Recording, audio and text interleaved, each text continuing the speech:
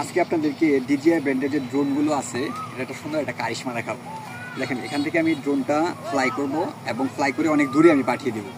পাঠানোর পর জাস্ট একটা ক্লিকের মাধ্যমে আমি কোনো ধরনের কন্ট্রোল করবো না, আমি জাস্ট রিমোট থেকে একটা ক্লিক করব। এই একটা ক্লিকের মাধ্যমেই সে আবার রিটার্ন টু হোম করবে, মানে যে জায়গা থেকে সে ফ্লাই করতেছে আপনি একটু দেখে রাখেন। আমি কিন্তু এখানে সার্কেল করে রাখছি, হ্যাঁ একটু দেখাও।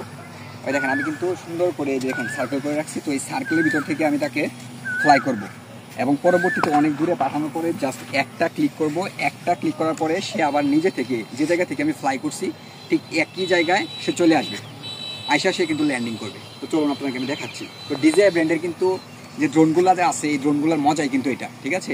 তো চলুন একটু দেখাই। তো আমি এখন ফ্লাই করব, ড্রোনটাকে ফ্লাই করছি, ফ্লাই করলাম। তো আমি পাঠিয়ে দিচ্ছি দূরে।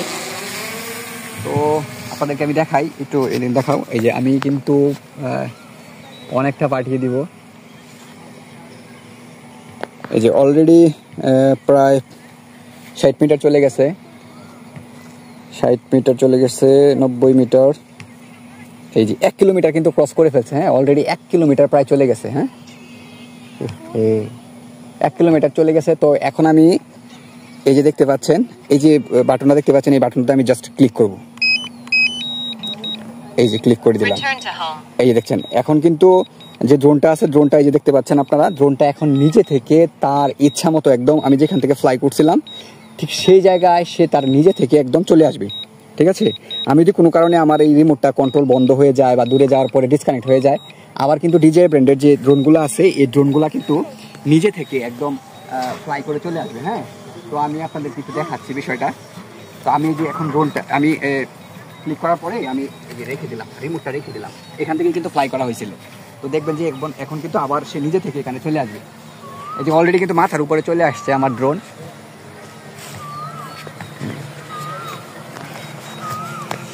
চলে আসছে অলরেডি ড্রোন দেখতে পাচ্ছেন।